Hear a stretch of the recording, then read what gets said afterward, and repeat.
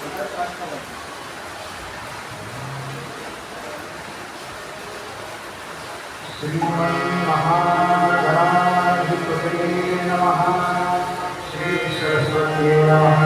श्री गुरुभ्यो नमः।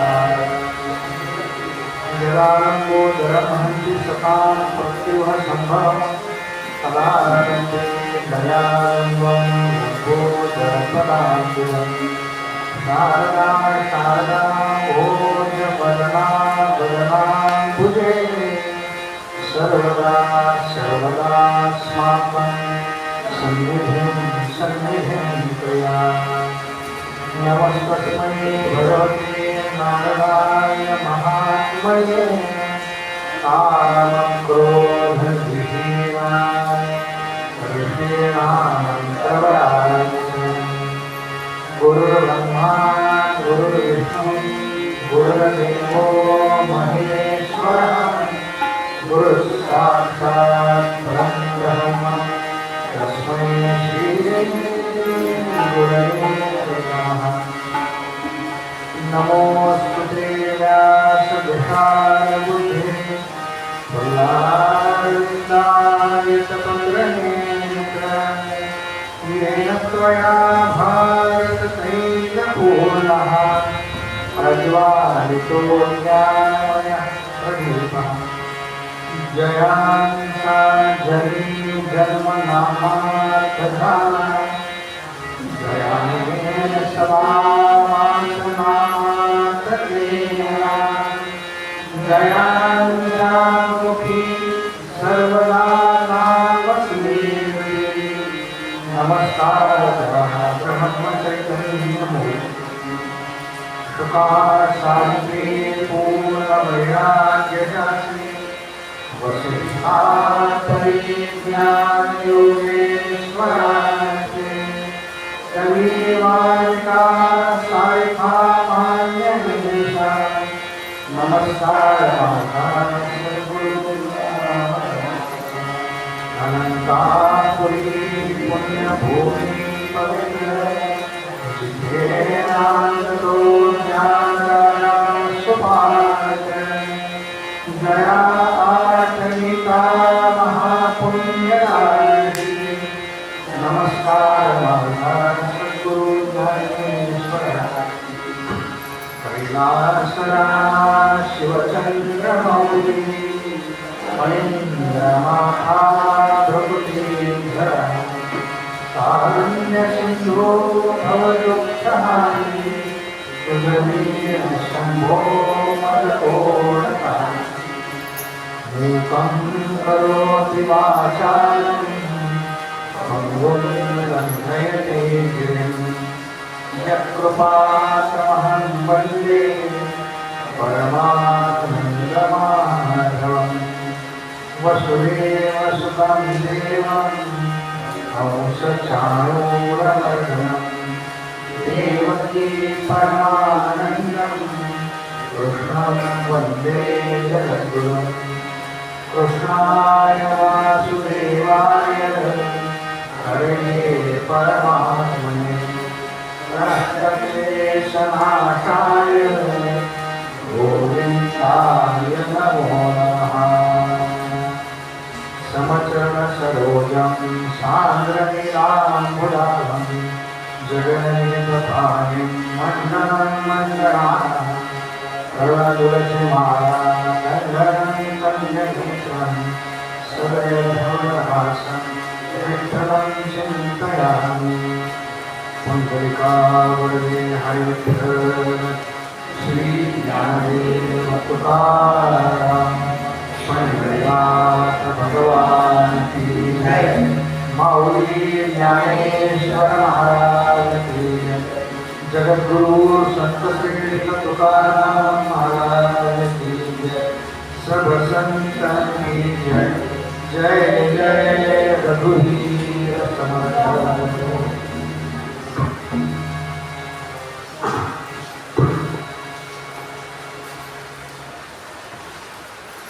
हरिपाठावरती जे प्रवचन चालू आहे त्या प्रवचन श्रवणाकरता उपस्थित सर्वांच्या हृदयाच्या परमात्म्याला वंदना करतो आणि आजच्या निर्भाव सरोवर.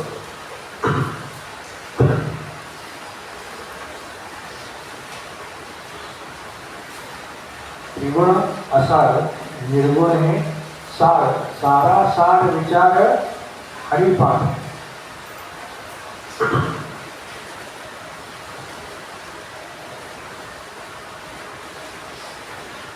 कीर्तनामध्ये आपण ते बोल ऐकतो, सारा सार वदविता सद्गुरु राही,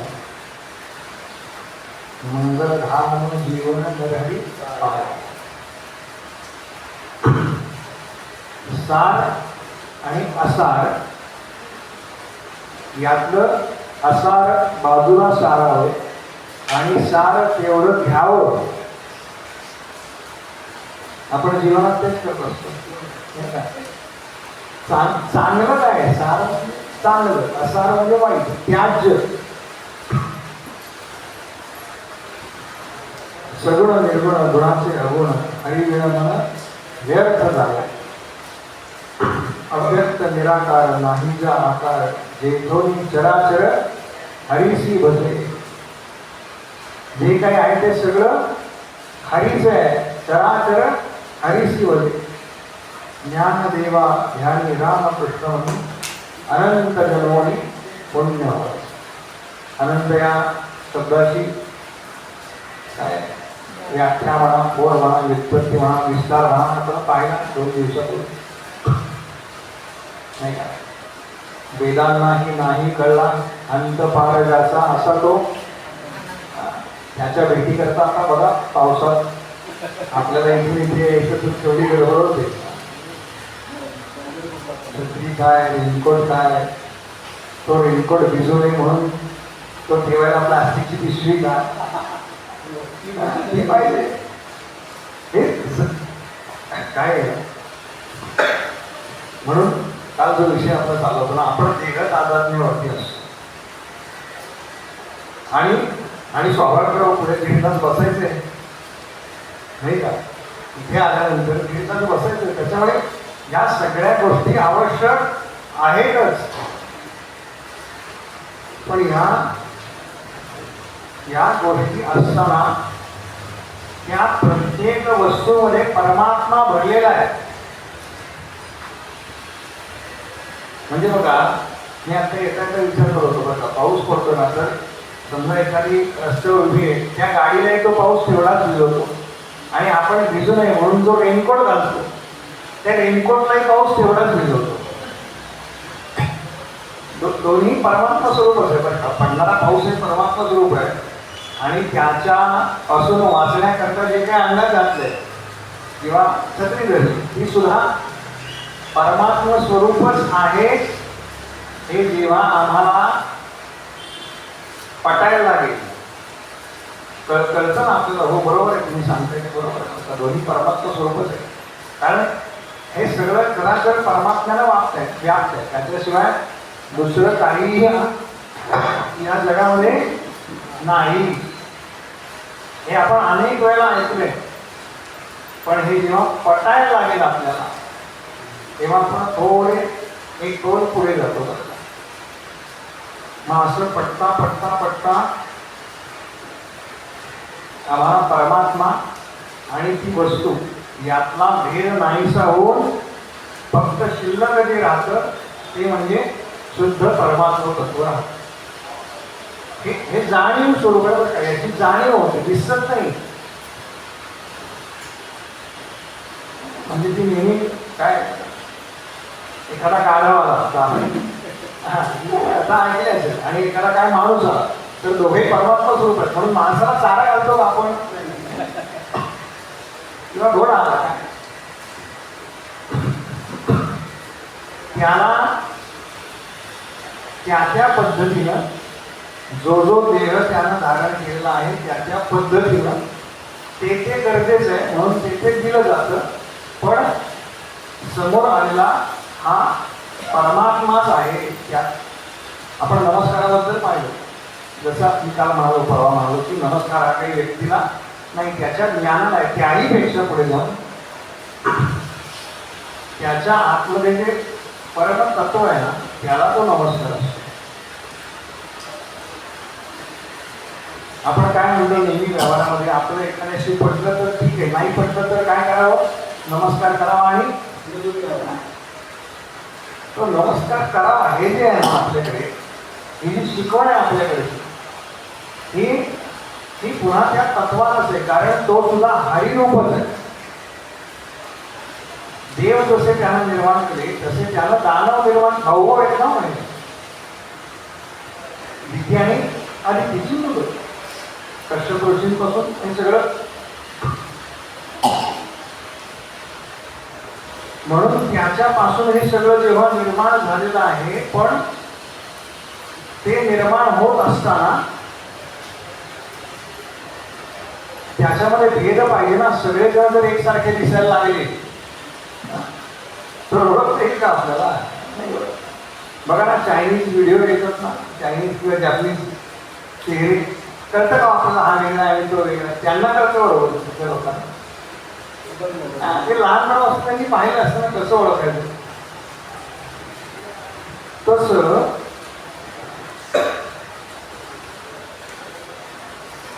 ज्याप्रमाणे आसार जे आहे त्या आसाराचं मंथन करून, मंथुनी नवनिता कैसे ज्ञान असतात, त्याचं मंथन करून आम्हाला त्यातलं फक्त काय घ्यायचंय, सार जेवढं आहे तेवढं घ्यायचंय.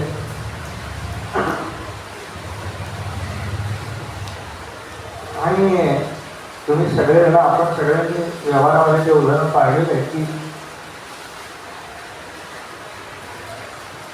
दुधाचं दही लावलं, निर्जन लावलं, त्याला दही केलं, त्याचं मंथन केलं, त्यातनं लोणी काढलं, तर लोणी जास्त दिवस टिकतं का त्या लोण्यावरती प्रक्रिया केलेलं तूप जास्त टिकतं? तूप. त्याला जी धग दिली जाते ना, विस्तवावर ठेवलं जातं, अग्नीवरती ठेवलं जातं, तो संस्कार आहे बरं, त्याच्यावरती केलेला संस्कार आहे. मग परमार्थामध्ये हा अग्नी संस्कार म्हणजे काय? तर गोंदवलेकर महाराज म्हणतात, हा अग्नी संस्कार म्हणजे नाम आहे ना. नामाच्या अग्नीवरती ते तापवलं पाहिजे. शारीरिक तप उच्चते. तपानं काय काय होतं त्यात, हे शारीरिक तपामध्ये हे सांगितलं.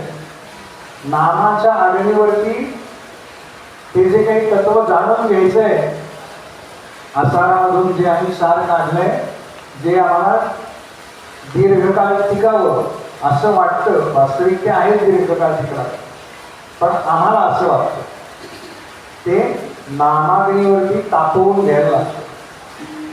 कारण नामाशिवाय पर्याय नाही. म्हणून संत म्हणतात, हरिमुखे म्हणा, हरिमुखे म्हणा, बस, हरीशिवाय पर्याय नाही.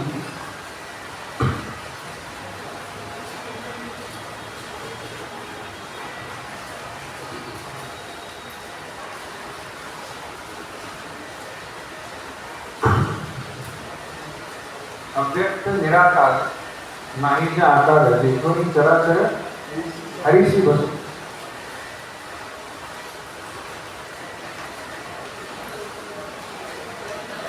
ज्याला कोणताही आकार नाही, जे व्यक्त होऊ शकत नाही किंवा व्यक्त केलं जाऊ शकत नाही, दोन्ही अर्थ अव्यक्त. पण बघा, ज्याला आकार नाही, रूप नाही, म्हणजे जे आपण 5 संवेदना म्हणतो, स्पर्श, रसरूप आणि गंध, यातलं कोणतंही नाही ज्याला, त्याच्यापासून हे सगळं निर्माण झालेलं आहे. म्हणजे चर आणि अचर. त्या म्हणजे व्यवहारामध्ये ज्याला आपण स्थावर आणि जंगम म्हणतो, स्थावर मालमत्ता, जंगम मालमत्ता, हे ज्याच्यापासून ही मालमत्ता आहे ना आपली. तुम्हाला आम्हाला देह मिळाला, ही आपली मालमत्ता आहे, लक्षात घ्या. बाकी सगळ्या गोष्टी कोणीतरी काढून घेऊ शकतो. बाकी सगळ्या गोष्टी कोणीतरी काढून घेऊ शकतं. हा जो या जन्मात मिळालेला देह आहे किंवा आपल्या आत्म्यानं ज्याची संगती केलेली आहे तो काढून घेण्याचा अधिकार फक्त आणि फक्त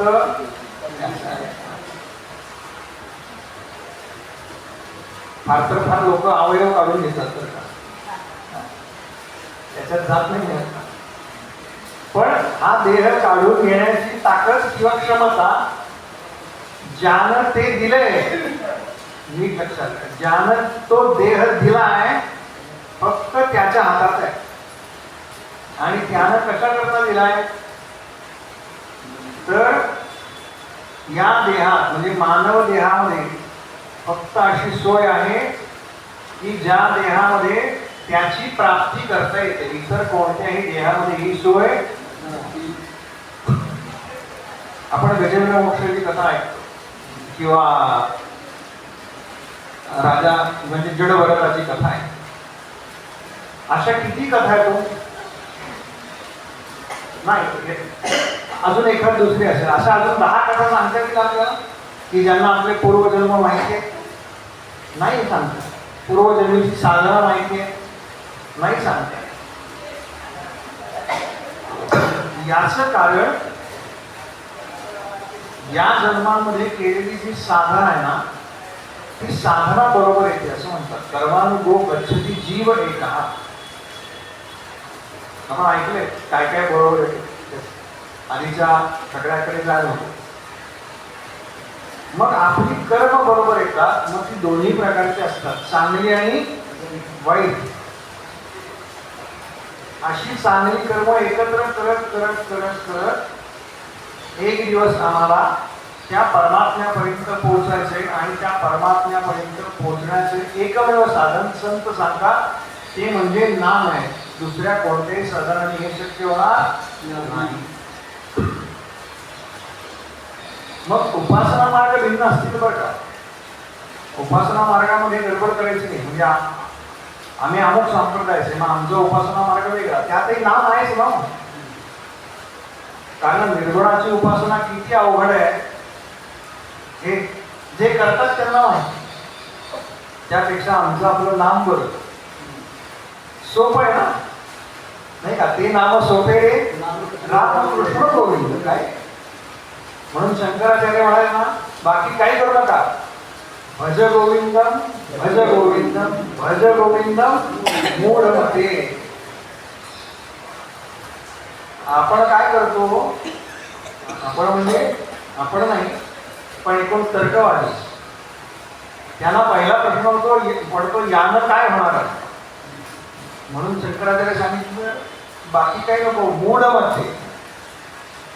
बुद्धीच्या तर्कावरती हे जाणलं जात नाही. हे फक्त आणि फक्त अनुभवाच्या तत्वावरती जाणलं जातं. आणि तो अनुभव शब्दात सांगता येत नाही. तुम्ही म्हणा असं कसं अनुभव शब्दात सांगता येत नाही. अनुभव आला तर तो शब्दात मांडता यायला पाहिजे ना. सांगा मला जिलबी किती गोड असते हे सांगतो मला.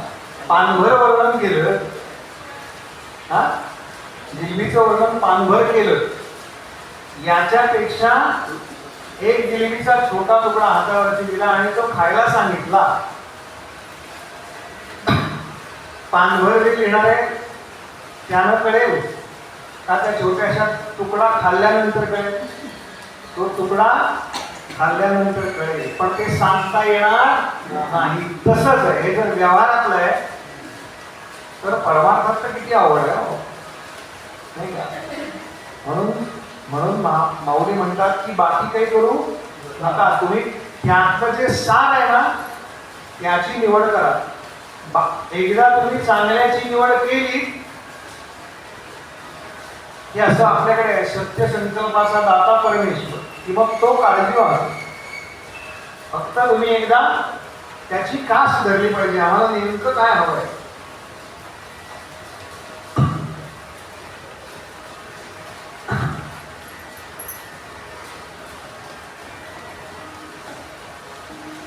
मन, बुद्धी आणि इंद्रिय यांचा जो परस्पर संबंध आहे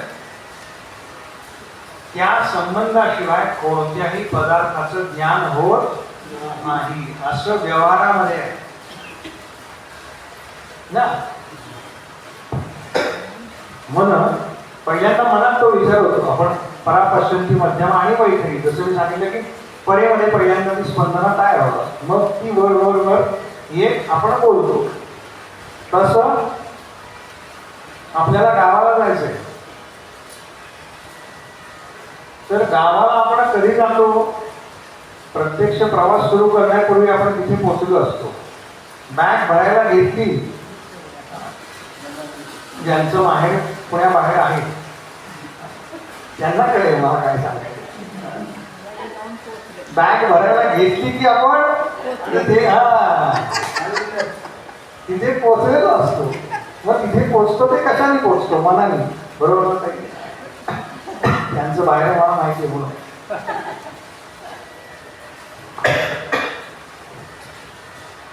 इंद्रिय म्हणजे प्रत्यक्ष तिथे जातो आपण, डोळ्यानं बघतो ते का. आणि बुद्धीच्या तर्कावरती बुद्धी सांगते आपल्याला की 5:30ची गाडी आहे म्हणजे 4 वाजता उठावं लागेल पहाटे, म्हणजे ते सगळं वेळेत आवरून होईल आणि वेळेवरती आपण स्वारगेटला किंवा काय तिथून गाडी सुटणार आहे तिथे पोहोचू, प्रत्यक्ष गाडीमध्ये बसू. हे सगळं कुठे चालतं, बुद्धीमध्ये चालतं. म्हणजे मन, बुद्धी आणि इंद्रिय. आपण पाहतो ना गावाची पाठी, आलो बाबा नाही का, पंढरपूर, हे सगळे चालत चालत चालत जेव्हा पाहतात तेव्हा कळतं ना पंढरपूरला आलो. आपल्याला आता मी 4 दिवस राहील, एकादशीला आदल्या दिवशीच पोचतो. हे इंद्रियाच्या पातळीवरती आहे, हे मनाच्या पातळीवरती आहे, हे बुद्धीच्या पातळीवरती आहे. आणि हे मनबुद्धी इत्यादी जे आहे ना, असं सांगितलंय याची उत्पत्ती मुळात सत्वगुणापासून झालेली आहे. सत्वगुणापासून झाली. सत्व, रज आणि तम ते गुणांबद्दल चाललंय. याची उत्पत्ती मुळात सत्वगुणापासून झालेली आहे.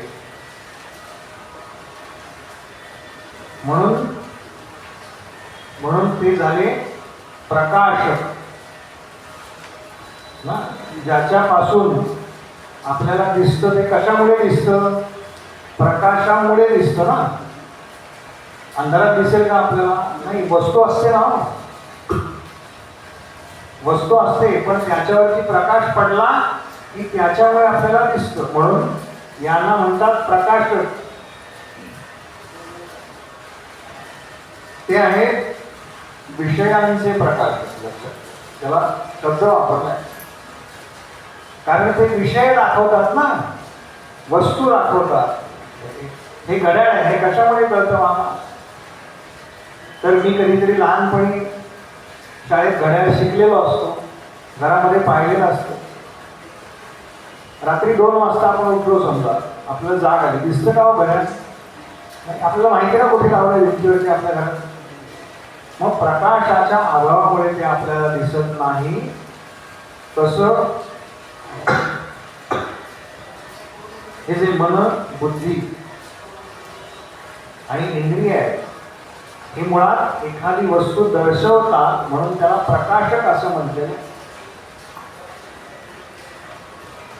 शब्दाविषयीचे प्रकाशक. शब्द आपल्याला कळतो, समजतो, वस्तूबद्दलचे, पदार्थाबद्दलचे. म्हणजे ज्या भूतमात्रांच्या तमोगुणांपासून तो विषय उत्पन्न झालेला असतो, विषयाची उत्पत्ती ही तमोगुणापासून आहे, पण त्याची जाणीव सत्वगुणामुळे. थोडं जड होतंय, नाम घेऊ द्या म्हणजे कळेल. पुन्हा सांगतो मी काय काय गडबड आहे ते सांगतो. हरि सुंदर नंद मुकुंदा, हरि नारायण हरि ओम. म्हणा, हरि सुंदर नंद मुकुंदा, हरि नारायण हरि ओम.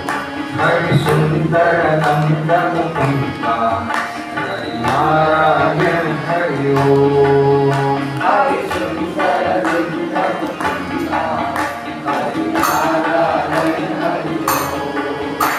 हरि सुंदर नंद मुकुंदा हरि नारायण हरि ओम हरि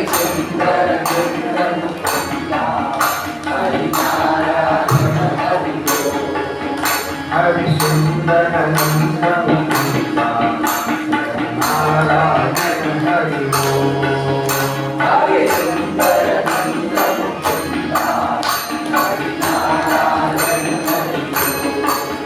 हरि सुंदर नंद मुकुंदा हरि नारायण हरि ओम हरि सुंदर नंद मुकुंदा हरि नारायण हरि ओम हरि सुंदर नंद मुकुंदा हरि नारायण हरि ओम हरि सुंदर नंद मुकुंदा हरि नारायण हरि ओम हरि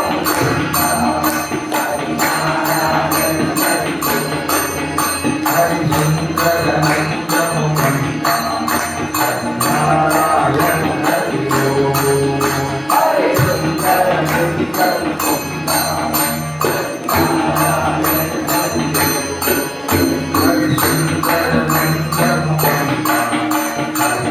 नारायण हरि ओम हरि सुंदर नंद मुकुंदा हरि नारायण हरि ओम हरि सुंदर नंद मुकुंदा हरि नारायण हरि ओम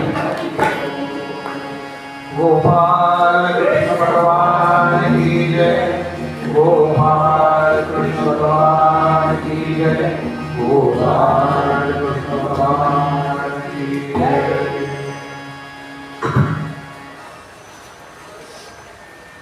व्यवहारातलं उदाहरण एखाद्या पदार्थाचं आपल्याला ज्ञान होतं किंवा तो पदार्थ दिसतो म्हणजे काय होतं तर त्याच्या मागे विज्ञान असं आहे की त्याच्यावरती प्रकाश पडतो तो प्रकाश आपल्या डोळ्यामध्ये आतमध्ये लेन्स असते रेटिना असतो त्या रेटिना म्हणजे पडदा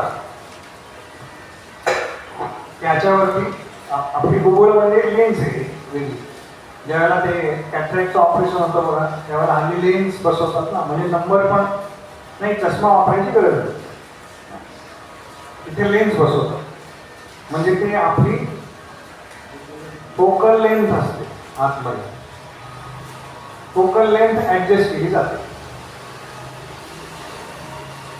म्हणजे काय ते सांगतो अजून थोडं स्पष्ट करतो आपल्या प्रत्येकाच्याकडे घरी टीव्ही आहे आपण एका विशिष्ट अंतरावर बसून तो पाहतो तो टीव्ही चालू आहे आणि आपण जवळ जवळ जवळ अगदी टीव्हीला डोळे लावून पाहिलं दिसेल का काही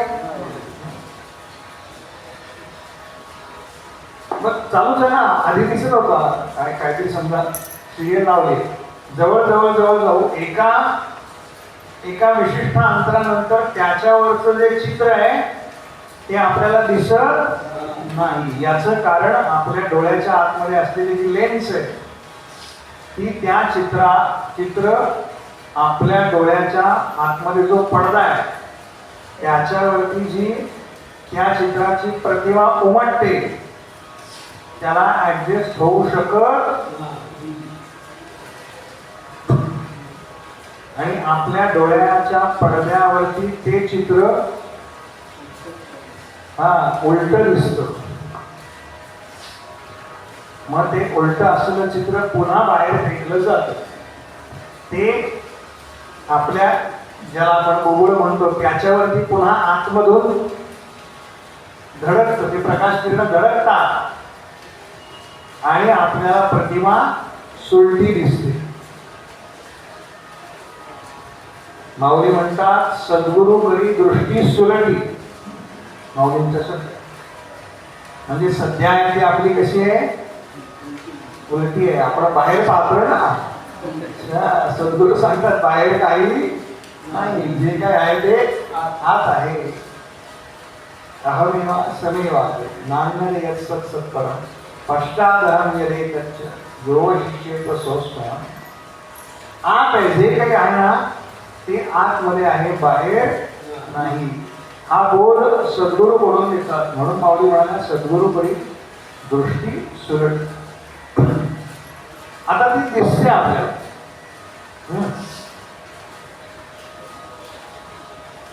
सोपं करू. ज्यांना चष्मा आहे त्याला ती काच जी लावलेली आहे पुढे चष्म्याला, ती काच दिसते का हो मध्ये? नाही ना दिसत. ज्यांना चष्मा नाही त्यांना काही लक्षात नाही आलं मला काय म्हणायचं. तरी ते समजा गॉगल लावला आपण बाहेर पडतो तर त्या गॉगलची काच दिसते आपल्याला वेगळी नाही ना. ते जे काही बाहेरचं दृश्य पाहतोय त्याच्यात ती मर्ज होते सोप्या मराठीत. मग ज्याच्यावर जी गोष्ट आपल्याला दिसते ती दिसते याचं कारण ती जड आहे म्हणून दिसते. मला सोपं सांगायचं होतं पण झालंय का नाही तुम्हाला सांगतो. एखादी वस्तू दिसते ती जड आहे म्हणून दिसते ना. पारदर्शक असते. परमात्मा दिसतो का हो? नाही. तो जड नाही म्हणून आपल्याला दिसत नाही. म्हणजे साध्या डोळ्याला दिसत नाही. तस हे जे आपल्या इंद्रियांचे विषय आहेत जे आपण उपभोगतो,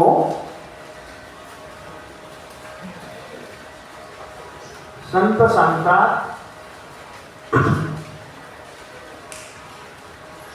ते विषय आपण उपभोगतो याचं कारण ते जड आहे.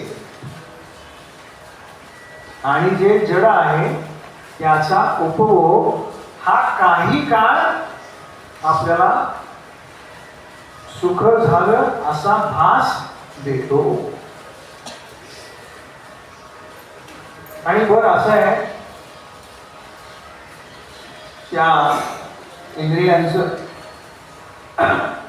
की एका इंद्रियाचा विषय दुसरं इंद्रिय उपभोगू शकत नाही. म्हणजे जिभेचं काम जे रसना देण्याचं आहे ते ती चव दुसऱ्या कशापासून मिळू शकेल का? समजा हाताने एखादा पदार्थ पाहिला तर आपण सांगू शकतो त्याची चव. म्हणजे माहिती असणं गोष्ट वेगळी. म्हणजे त्या इंद्रियांचे विषय त्या इंद्रियांनाच भोगावे लागतात. म्हणजे हे सगळे विषय जेव्हा आपण उपभोगतो तेव्हा इंद्रिय आणि बुद्धीच्या पातळीवर उपभोगतो. आणि या सगळ्याला म्हणजे प्रत्येक विषयाला साक्ष असलेलं आणि जे कधीही न दिसणार असं एक मन नावाचं इंद्रिय आपल्या आतमध्ये पाहिलं. आतापर्यंत कोणी मन दाखवा आहे ना, म्हणून ते मन की बात करतात. मन नावाचं इंद्रिय हे कोणालाही दिसत नाही, सांगता येत नाही. असं आहे आमचं मन. म्हणजे रोज सत्संगाला येतात पण शुद्ध मनाचे असतीलच असं नाही. आणि एखादा कोळशाच्या खाणीत काम करतो. काय कपडे अगदी काळी कुट्ट झालेले, सगळं अंगाला कोळशाने डाग पडले, पण त्याचं मन कधी कधी अगदी स्वच्छ असतं नाही का. बहुतेक राजकारणी पांढरे कपडे घालतात बघा स्वच्छ. त्यांचं मन स्वच्छ असेल असं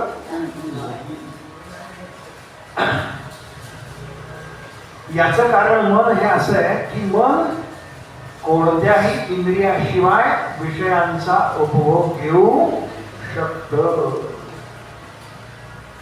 नाही का. परदेशात जायचं असेल तर त्याला विजा काढावा लागतो, तिकीट काढावं लागतं, प्रत्यक्षात विमानात बसावं लागतं. पण समजा मी असं म्हणलो की जरा गळे वेगळ्या आणि आपण पटकन अमेरिकेची काय एक सफर करून येऊ तर क्षणामध्ये आपण अमेरिकेत जातो आणि क्षणात परत येतो. हे कशानं करतो, कोणत्या इंद्रियानं करतो, तर हे मन नावाच्या इंद्रियानं करतो.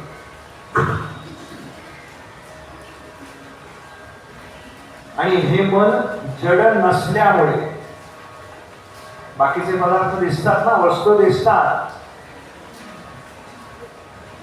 हे मन जड नसल्यामुळे आपल्याला दिसत नाही. म्हणून ते जे मन आहे ते जो अव्यक्त आहे, जो निराकार आहे, त्याच्याकडे जाणार असावं. म्हणून संत म्हणतात ना, आता कोठे धावे मन तुझे चरण देखली, भाग गेला क्षीण गेला, अवघा झाला पांडुरंग. कशानं होतं, तर मनानं होतं. लक्षात घ्या, हे सगळं जे करायचंय ना, हे मनाच्या पातळीवरती आहे. आणि हे अवघड आहे मनाच्या पातळीवरती करणं. म्हणून संत सांगतात यातली पहिली पायरी काय, नाम घ्या. म्हणून मुखानं हरिनाम ही यातली पहिली पायरी. मग ते जाता येता उठता बसता बाकी माहिती आपल्याला. इथे काही श्लोक कार्यावळीसाठी म्हणावी असं नाही, कारण तुम्हाला तुमचं पाठ आहे माझ्यापेक्षा जास्त. मला माहितीच होते ते कीर्तनकार भाऊ उभे राहिलेला की त्यानं पहिलं वाक्य सुरू केलं की हे यांची संपलेली असते तोपर्यंत. मला म्हणजे बरोबर शब्द इतकं श्रवण आहे आपण.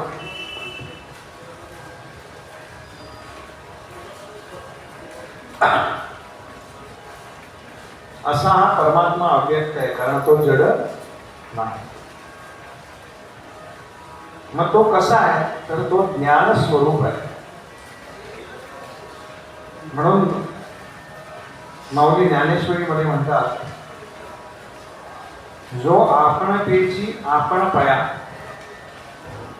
प्रकाशी तसे धनंजया, काय बहु बोलो जया, नाही तुझे.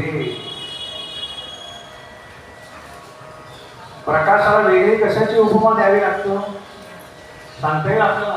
हा सूर्याचा प्रकाश ना अगदी आमच्या घरी ट्यूब लावल्यावर पडतो तसा आहे, असा आहे का,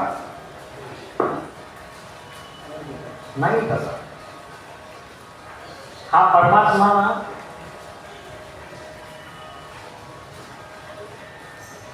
हा परमात्मा अगदी मला मागे एकदा भेटला होता तसाच आहे असं सांगताय. त्याला वेगळं काही मराठीत ज्याला आपण उपमा म्हणतो ती देता येत नाही. ते सद्गुरूच्या बाबतीत आहे ना, लोह परिसाची नस आहे उपमा, सद्गुरु महिमा अगाधची. म्हणजे त्याला दुसऱ्या कशाचीही उपमा देता येत नाही, असं ते परमात्मा तत्व आहे.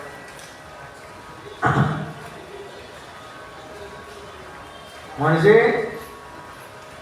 तो परमात्मा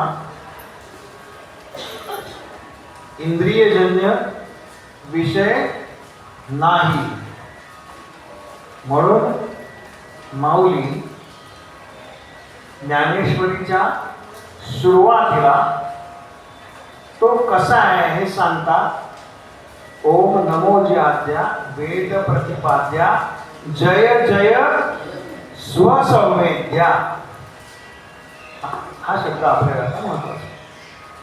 तो स्वसंवेद्य आहे, म्हणजे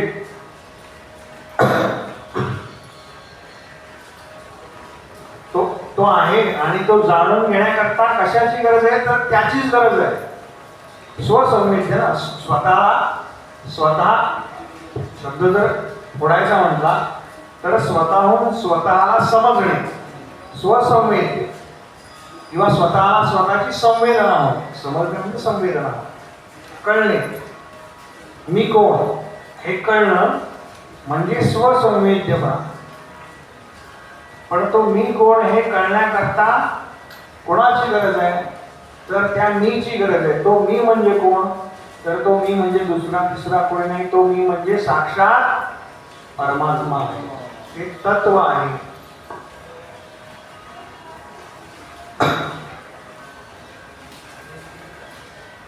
जो त्याच्याच प्रकाशाने प्रकाशित होतो.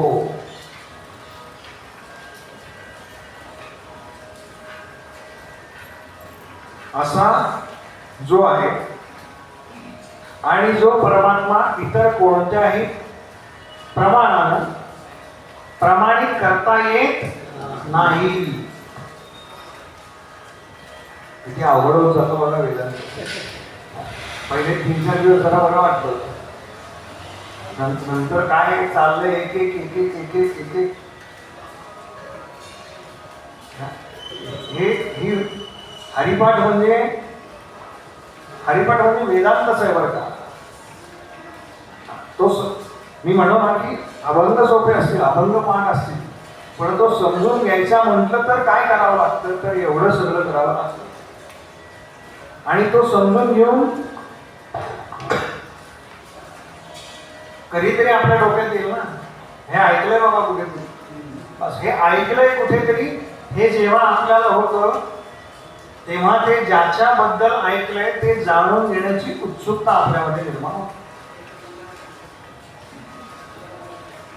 नाही का. मंगळयान पोहोचलो समजा असं आपण, मग आपण ते टीव्हीवर बातमी पाहतो, मग नेमकं काय झालं आता उद्या वर्तमानपत्रात वाचू बरं का. त्याची ते ऐकल्यानंतर त्याच्याबद्दल जाणून घेण्याचं जे कुतूहल आहे हे तयार व्हायला पाहिजे. नाहीतर कुतूहल, लहान मुलं जे असतात ना ती प्रश्न विचारतात बघा, ते कशाच्या पोटी विचारतात प्रश्न, त्या कुतूहलापोटी विचारतात. आणि आता आपल्याकडे त्यांच्या कुतूहलाला द्यायला उत्तर नाही, म्हणून मग आपण त्यांच्या हातामध्ये मोबाईल. तसंच आहे, या कुतूहलाबद्दल कितीही जाणून घेण्याचा प्रयत्न केला तरी ते एवढं सोपं नाही.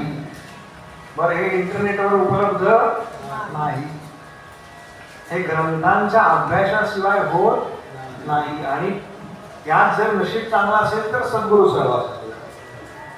ग्रंथांचा अभ्यास वाचन भक्त होतं बघा. वाचन ही भक्ती नाही, परत मी 2-3 दिवसापूर्वी बोललो, वाचन ही काही भक्ती नाही. मग श्रवण ही भक्ती. मग काय ऐकायचं, श्रवण ऐकायचं, सद्गुरूकडून श्रवण ऐकायचं. मंदोरेकर महाराजांनी लिहिलं ना 365 दिवस रोज काय वाचायचं प्रवचन, ते वाचायचं. आणि आपण वाचलेलं आपणच ऐकायचं, नाहीतर पुन्हा बऱ्याचदा कार्यक्रम मला काही विचारतात कसा झाला कार्यक्रम, कसा झाला म्हणजे तुला नाही कळलं, तू केलास ना, तुला नाही कळलं कार्यक्रम कसा झाला. हे न कळणं याचं कारण तू ऐकलाच नाहीस.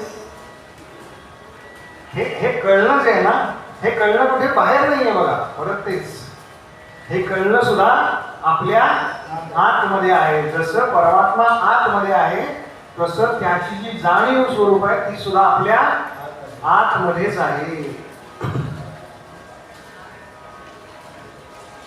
महाराज सांगतात, विशो नाही कोणाही, जया प्रमेयत्वाची नाही, तया स्वप्रकाशा काही प्रमाण होय.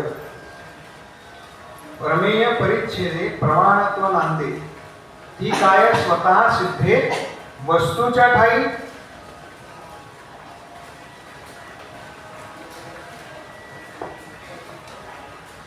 हे थोडं भूमिकेच्या अंगाने सांगतो.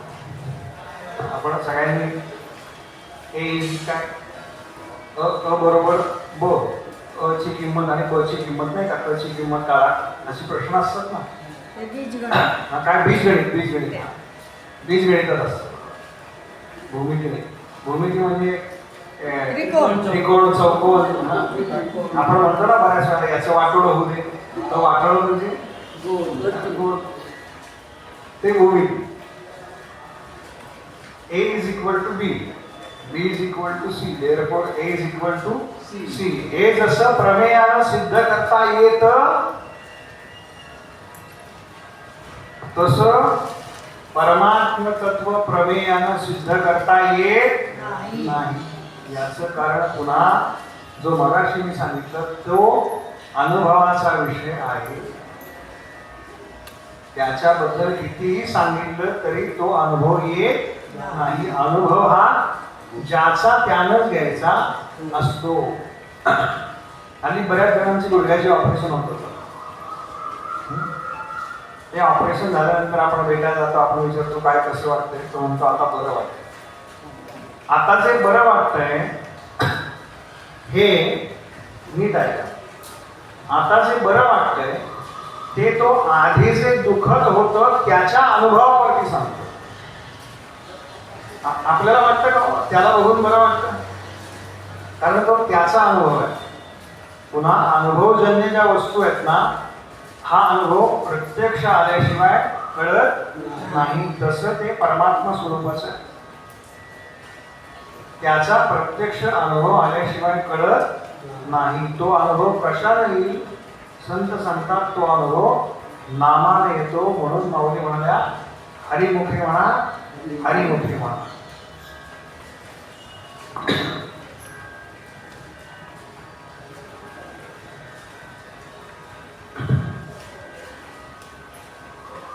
म्हणजे तो कोणत्याही प्रमाणाने व्यक्त होत नाही.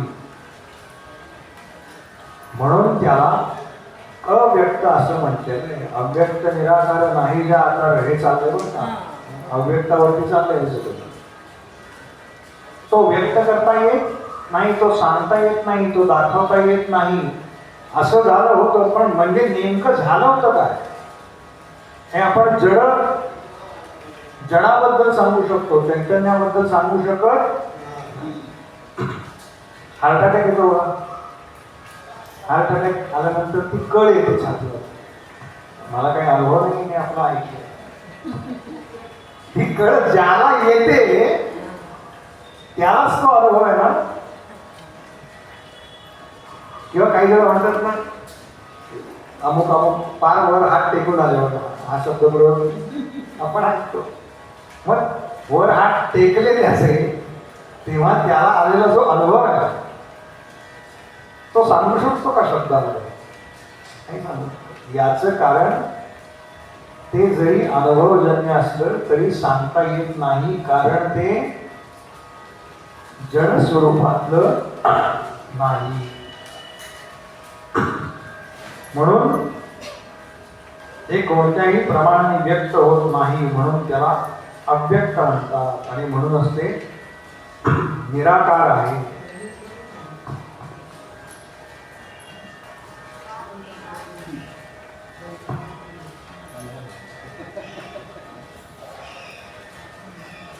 जे व्यक्त करता येत नाही ते अव्यक्त, आणि जे व्यक्त करता येत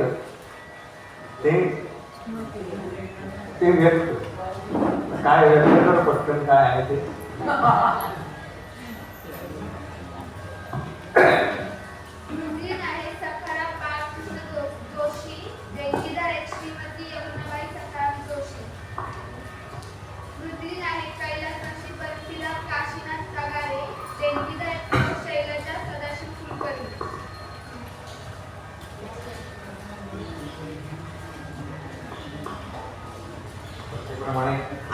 नाम घेऊ आणि मग अभंगाकडे वळू.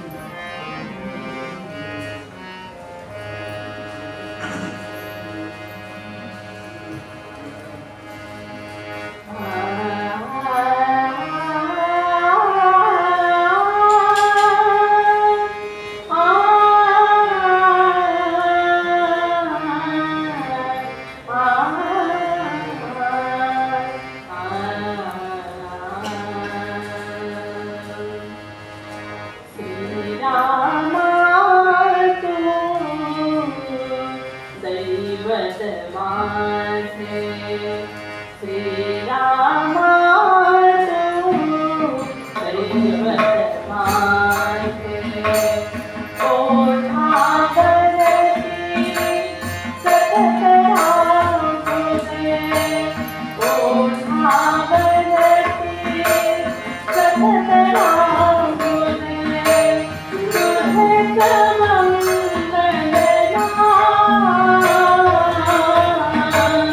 अनंत कोटी प्रणाम रामा अनंत कोटी प्रणाम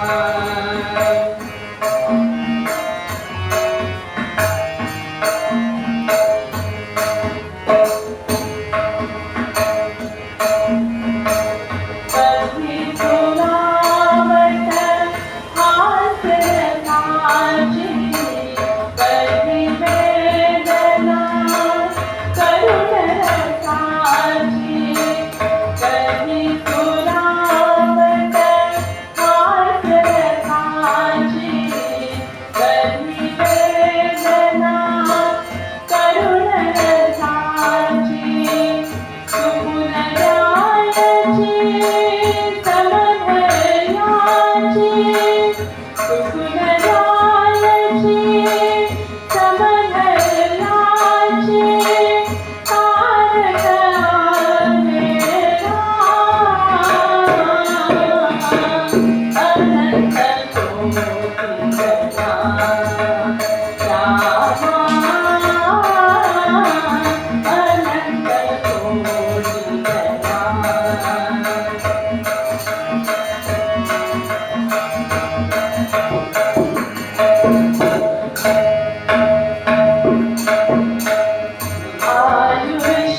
आयुष्यातीवर गणिते अवघड कधी चढणवान असेल उसरण आयुष्यातीवर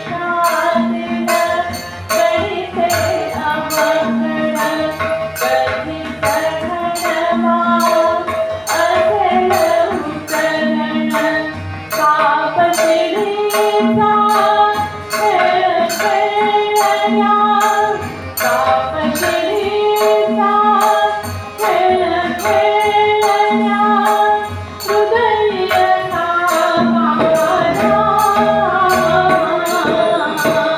अनंत कोटी रामा अनंत कोटी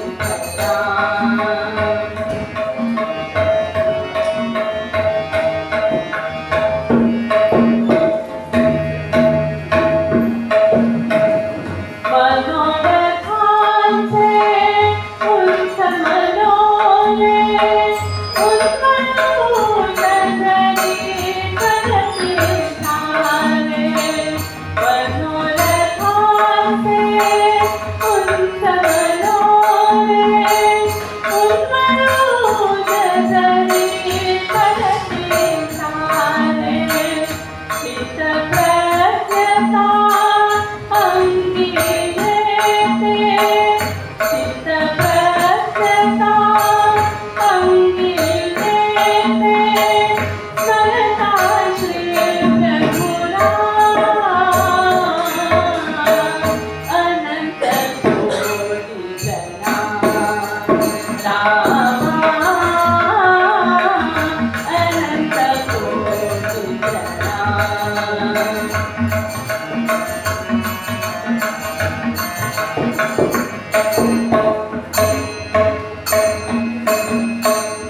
राम नाम मंत्र युगाचा दीप संभवा भक्त जनाचा राम नाम मंत्र युगाचा दीप संभवा भक्त जनाचा मन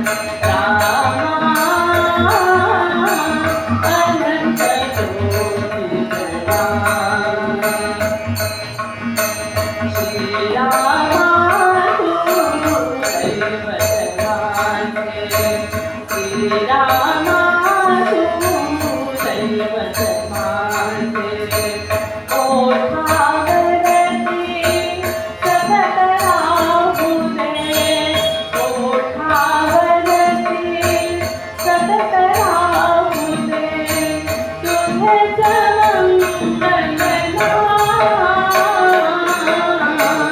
अनंत कोटी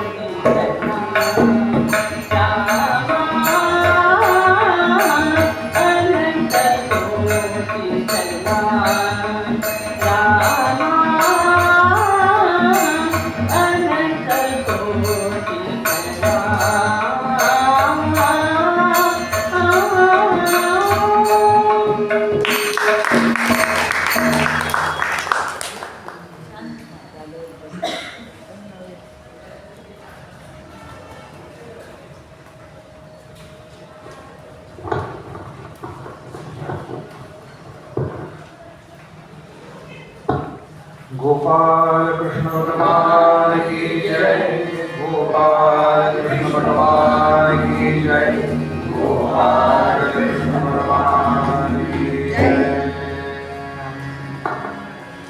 तात्पर्य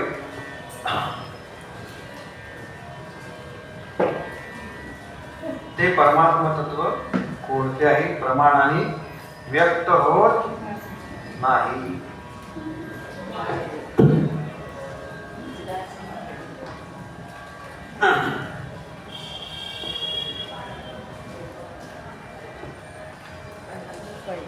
अमृतानुभवामध्ये माऊली म्हणतात एके ठिकाणी आता तो इही शब्दी जे के मेळवू अनुमानाची मांदी हा प्रमाण ही वो नेदी कोणीही मा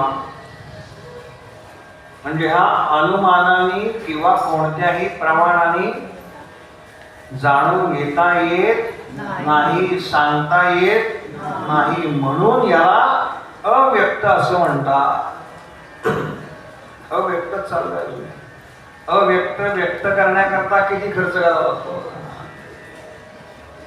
याचं कारण त्याचं वर्णन शब्दात करता येत अव्यक्त आहे म्हणूनच तो निराकार आहे कारण साकार वस्तू ही अव्यक्त कधीही नसते ती साकार आहे म्हणून ती व्यक्त करता येते आणि हा निराकार आहे म्हणून हा व्यक्त करता येत नाही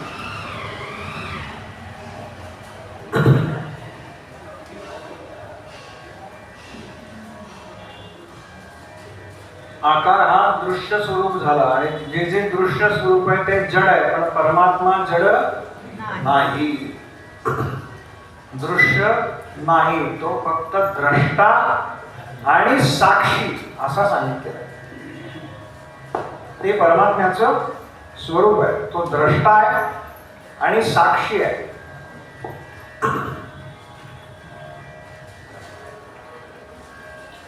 साक्षी चेता केवलो निर्गुणश्च असं श्रुतींचं वचन आहे जो साक्षी आहे जो द्रष्टा आहे ते केवळ आणि केवळ निर्गुणच आहे सगुणाकडे हा गुण नाही म्हणून परमात्मा निर्गुण आहे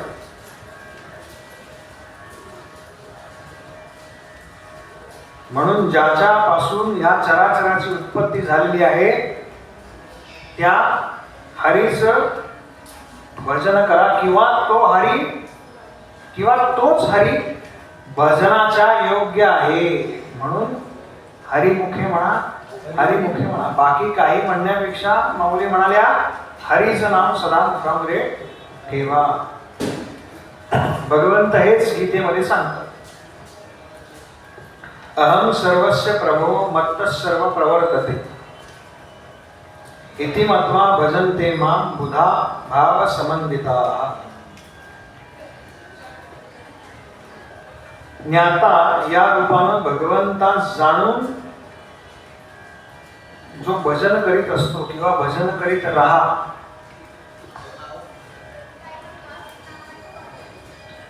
याचं कारण हे विश्व जे आहे ना ते दोन प्रकारांनी बनलेलं आहे.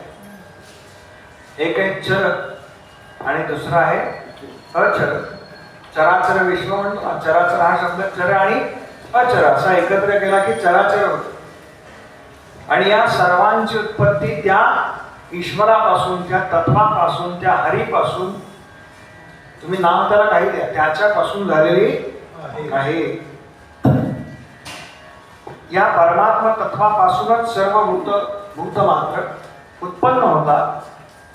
त्या परमात्मा शक्तीवरच सर्व भूत मात्र जगतात आणि त्या परमात्मा शक्तीतच सर्व भूत मात्र लय पावतात. असं ते परमतत्व आहे. आता याच्यावरती जी वेगवेगळी मतं आलेली आहेत या विषयावरती, त्या विषयांचा उहापोह पुढे केलेला आहे. ते म्हणाले हे जे अव्यक्त निराकार नाही ज्या आकार हे जे परमात्मा तत्व सांगणं चाललंय त्याच्यामध्ये वेदांत शास्त्रामध्ये बरेच काय म्हणतात आपण त्याला वेगवेगळ्या गोष्टी बोललेल्या आहेत बरं का. वेगवेगळ्या आर्ग्युमेंट्स ज्याला म्हणतो ना, अमुक आहे का, यात अमुक म्हणलंय, यात अमुक म्हणलंय, यात अमुक म्हणलंय, ते सगळं सांगितलेलं. सांख्य जे आहे म्हणजे सांख्य शास्त्र जे आहे ते सांख्य हे ह्या प्रकृतीलाच जगाचं कारण मानतात. आपण पाहिलं सांख्य योगामध्ये काय काय येतं. सांख्य हे प्रकृतीत जगत कारण आहे असं मानतात, कारण ते निरीश्वरवादी आहेत. सांख्य जे आहेत ना त्याच्यामध्ये ईश्वराचा विचार नाही. संख्या वाढली यांची. अच्छा.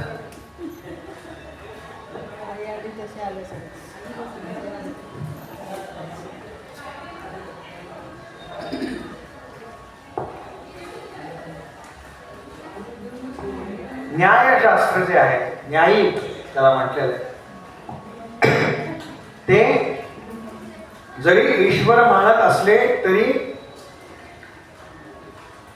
ते जे ईश्वरी तत्व मानतात ते या जगाचं निमित्त कारण मानतात, उपादान मानत नाही. पुन्हा अजून अवघड चालतं. आणि सांख्य आणि न्यायिक यांची जी मत आहे ती युक्तीवरती म्हणजे बुद्धी चातुर्यावरती आधारलेली आहे. नाही का. एखादा कोणी माणूस वाद घालत असेल म्हणजे जसं बुद्धीच्या आधाराने तो पटतो आपल्याला, तर्काच्या आधारावर तर्काधिष्ठित म्हणतात ना. म्हणजे जसं प्रभू रामचंद्रांनी त्या वालीला मारलं आणि त्याच्यानंतर त्याची पत्नी आली रामांची वाद घालायला. वाल्मिकी रामायणामध्ये आहे हा प्रसंग. आणि ती म्हणाली की प्रभू तुमचं आणि वालीचं काही वैर नव्हतं, तेव्हा तुम्ही त्याला मारण्याचं काहीच कारण नाही, तेव्हा तुम्ही त्याला परत जिवंत करा. तुम्ही का मारलं? वैर कोणाचं होतं? तुमचं होतं का? मग तुम्ही त्याला मारण्याचं कारण नाही. माझं प्रेम आहे त्याच्यावर. रामायण पहिल्यांदा विचारात पडले होतं का असा हे, अरे बापरे, हे आता मी मूळ मुद्द्याला हात घालतो. आणि नंतर लक्ष्मणजी म्हणाले बरं का, दादा ही आहे ना हे जे तिने बरेच असे मुद्दे मांडलेत बरं का. हे सगळं जे मांडती आहे ना, हे तर्कावर मांडती आहे बरं का. तर्काला बरोबर का तुम्ही, माझं एखाद्याशी वैर नाही तर त्याच्या वाटेला मी जाऊ साधनीय तर्कादृष्टीत मांडते. मग तर्कानं उत्तर द्यायचं असतं. मग प्रभू रामचंद्र तिला असं म्हणतात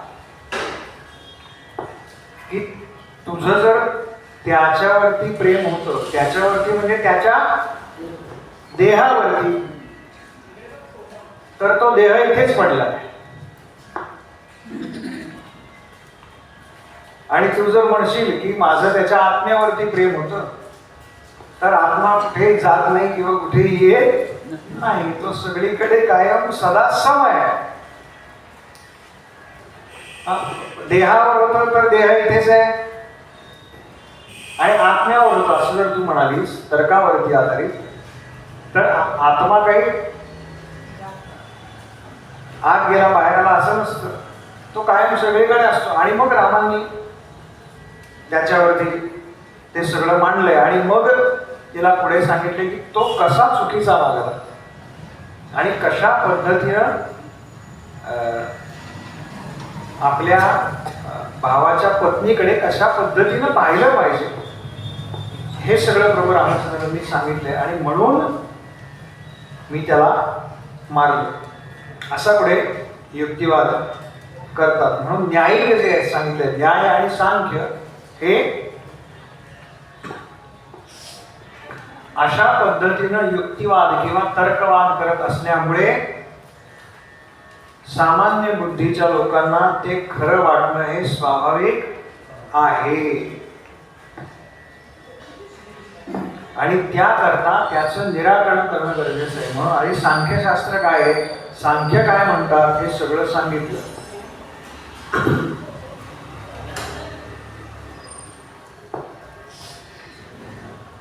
सांख्य मताचा विचार अशा पद्धतीने आलाय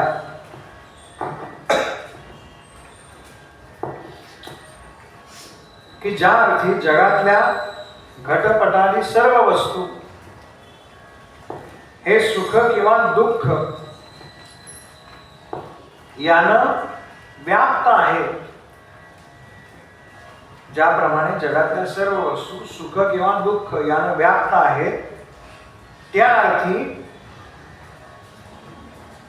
जगताचं कारण हे सुखदुःखांचं मिश्रण असलं पाहिजे. बघा ना, आपल्या प्रपंचात काय चालतं, कधी सुख किंवा कधी दुःख. आणि आपल्या वाट्याला दुःख आहे म्हणून आपल्याला सुखाची किंमत नाही का. आपल्या वाट्याला जर कधी दुःख नसेल तर सुखाची आपल्याला किंमत कळणार नाही. ती केव्हा कळते, जेव्हा आपण वर्षभर अभ्यास करतो आणि काय बघा ना, 3 तासाचा पेपर, अगदी व्यवहाराचं उदाहरण घेऊ, 3 तासाचा पेपर, त्याच्याकरता कमीत कमी आपण 30 तास किंवा त्याहीपेक्षा जास्त अभ्यास करतो. काय जे आपल्याला येते ते त्यात लिहितो, तो पेपर तपासला जातो, आणि जेव्हा गुणरूपाने त्याचं सुख आमच्याकडे परत येतं, अभ्यास कर असं म्हटलेलं कुणाला आवडतो नाही ना. दुःखदायक आहे. काहीतरी बाजूला सारावं लागतं आणि मग ते पुस्तक हातात घ्यावं लागतं. पण ते जेव्हा गुणरूपानं म्हणजे सुखरूपाने आमच्याकडे परत येतं, तेव्हा आपण लगेच त्या मुलाला काय म्हणतो, किती छान अभ्यास केलास म्हणून चांगले मार्क पडले. म्हणजे छान अभ्यास हा त्याच्याकरता खरं तर दुःखदायक आहे. आई किती कष्ट घेत असते, त्याला इकडे सोडा, तिला इकडे सोडा, क्लासला सोडा. पण या सगळ्याचा परिणाम जेव्हा गुणांमध्ये होतो, सुखामध्ये होतो, तेव्हा आम्हाला ते सुख प्राप्त करण्याकरता झालेलं जे दुःख आहे, त्या दुःखाचा आपोआप विसर पडतो. पण ते दुःख उपभोगल्यामुळे किंवा भोगल्यामुळे आम्हाला त्या सुखाची प्राप्ती होते. म्हणून सांख्य असं म्हणतात या सृष्टीच्या निर्मितीचं कारण सुख आणि दुःख यांचं जे संमिश्रपण आहे ते आहे.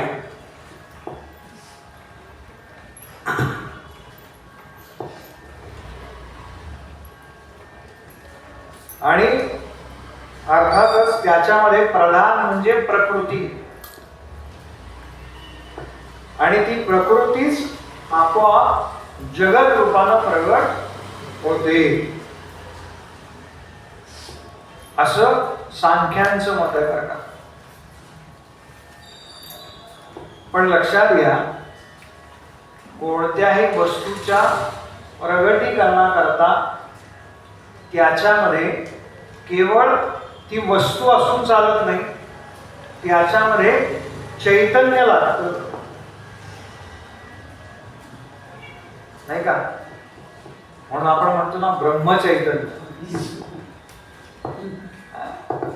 ते चैतन्य लागतं ना प्रगटीकरणाकरता.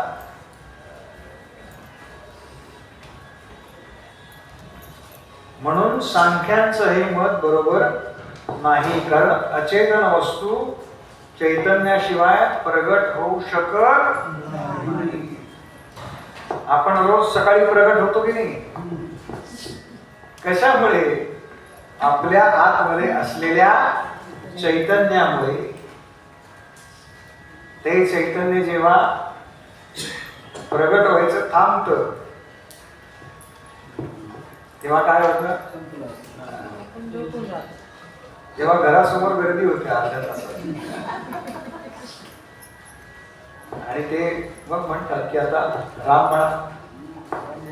त्या राम म्हणण्यापूर्वी माऊली म्हणतात तो राम फार पुढे म्हणायचा आहे, त्याच्या आधी मुखानं फक्त तुम्ही हरी म्हणा,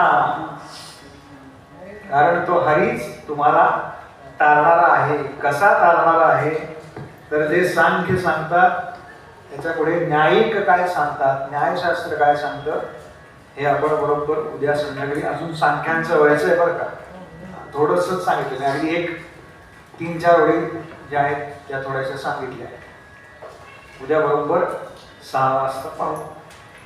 नेहमीप्रमाणे बसायला माऊलींची आरती आणि देवळशींची आरती. आता विश्वात्मके देवे येणे वाद्यते तोषावे, तोषोनी भजयावे असाय दाने. जे घरांची व्यंकटी सांगतो प्रयास करणी रतिवाहतो, बुद्धा परस्परे परो मैत्रनिमांचे. दुरितांचे निरजालो विश्वधर्म सूर्ये पाहो, जो देवांची लोके राहो राणी जागरण. वर्षत सकल मंडळी ईश्वर निष्ठांची मानयानी, अनवरत होऊन मंडळी भेटतो होता. चला कल्पतरूंचे आरव, चेतना चिंतामणीचे गाव, बोलतेचे अर्णव विभूषांचे. चंद्रमेचे लांछन मार्तंडचे तापहीन, हे सर्वांनी सदा सज्जन सोयरे रघुनी. निपुणान सर्वस्वी पूर्ण औमुरी निरोगी, भजिजोवानि पुरुषी अखंडित. आणि ग्रंथोजीये विशेषी लोकीये, दृष्टादृष्टविजयी ओंकारे. एक म्हणे श्री विश्वेश्वरायो, होई दान बसावो. येणे वरे ज्ञानदेवो सुया झाला, येणे वरे ज्ञानदेवो सुया झाला, येणे वरे ज्ञानदेवो सुया झाला. श्री ज्ञानेश्वर महाराज की जय.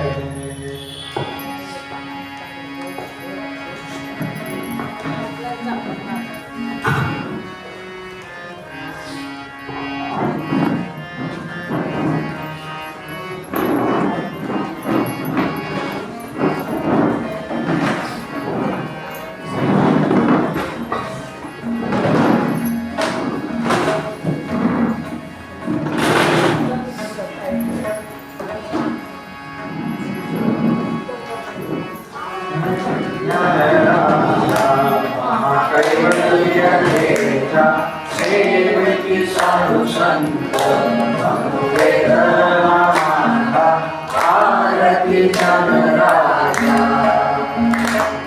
लोकने ज्ञान ज्योति तनेनादि कोडी अवतार पांडुरंग नाव ठेविले ज्ञान आरती जन राजा प्रगट वेद होवे विश्वब्रह्माजी केले राम जनार्दन पायी मस्तक ठेविले आरती जन राजा कैवल्य केला सेवित साधु संत वेद नामांता आरती जन राजा जय जयाजी देव वर्ष नारदा कीर्तन आचार्या जय जयाजी देव वर्ष नारदा कीर्तन आचार्या प्रेमाने गोवाळू आरती प्रेमाने गोवाळू आरती तुझ्या मर्या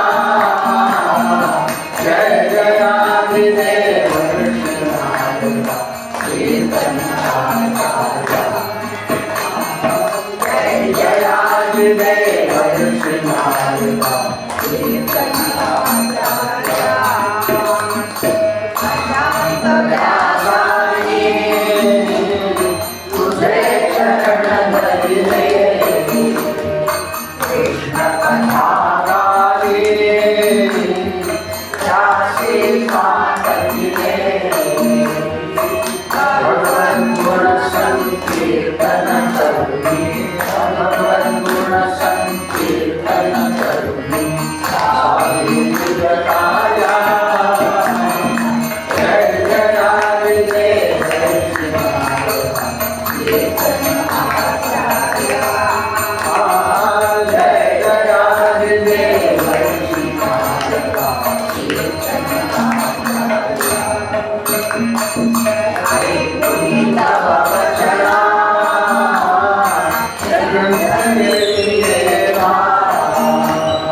कृष्ण कथा रस जो भागवती कथा दर्शन देवा परमात्माने दर्शन देवा परमात्माने शांत व्यास करिया जय जयाजी देव कीर्तन आचार्या जय जयाजी देव कीर्तन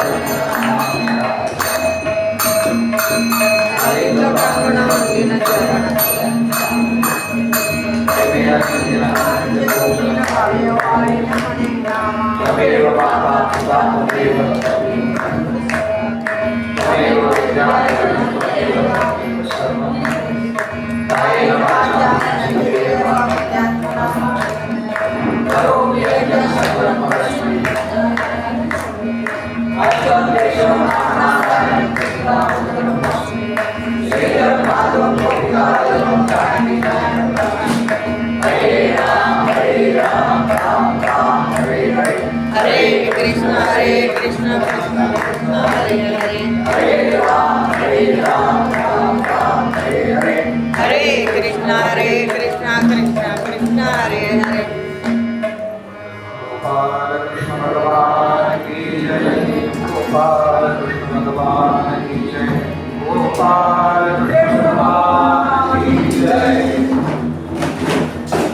उपासनेला प्रचारणारे देव संतान सदा नमामि. कर्मयोगे वयगान व्हावे सर्वामुखी मंगल बोल व्हावे जय जय रघुवीर समर्थ